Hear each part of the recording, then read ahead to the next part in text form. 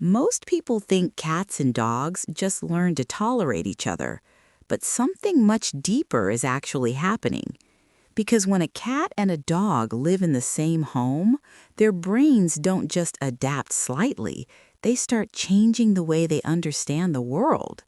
And there's one key rule that determines whether they fight or actually bond.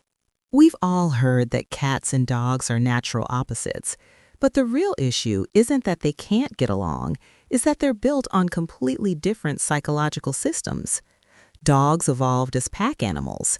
They're wired to communicate constantly, follow social structure, and seek interaction.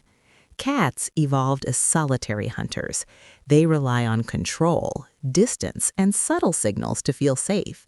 So when these two animals meet, it's not just interaction, it's two different ways of thinking colliding. Here's where things start to go wrong. Dogs are expressive and fast. They wag their tails, move quickly, and approach directly. In their world, that means friendliness. But cats read those same signals very differently. A flicking tail can mean irritation. Fast movement can feel threatening. Direct approach removes their sense of control.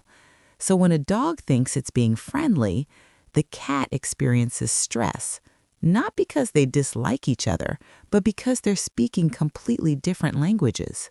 This is where psychology becomes fascinating.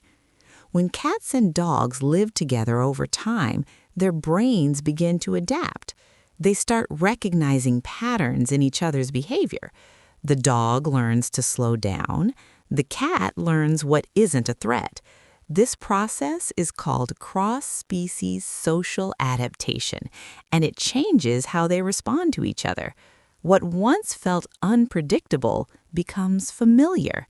And in psychology, familiarity creates safety. But here's where most people unintentionally break this process.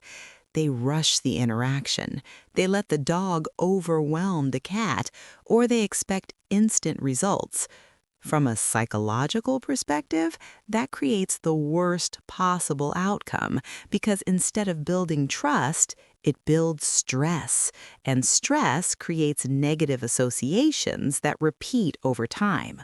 So here's the rule that changes everything. Controlled familiarity. Slow, repeated exposure without pressure, letting both animals exist in the same space without forcing interaction. Because when the experience stays calm and predictable, the brain starts labeling the other animal as safe. And once that happens, everything shifts. And here's what most people don't expect. Success doesn't always mean becoming best friends. Sometimes it just means peaceful coexistence. But often, they go further. They develop routines. They relax around each other. And sometimes, they even seek each other out. Not because they're the same, but because they've learned to understand each other.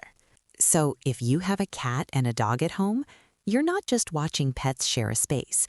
You're watching two completely different minds learn how to understand each other. And that's the hidden psychology behind it all.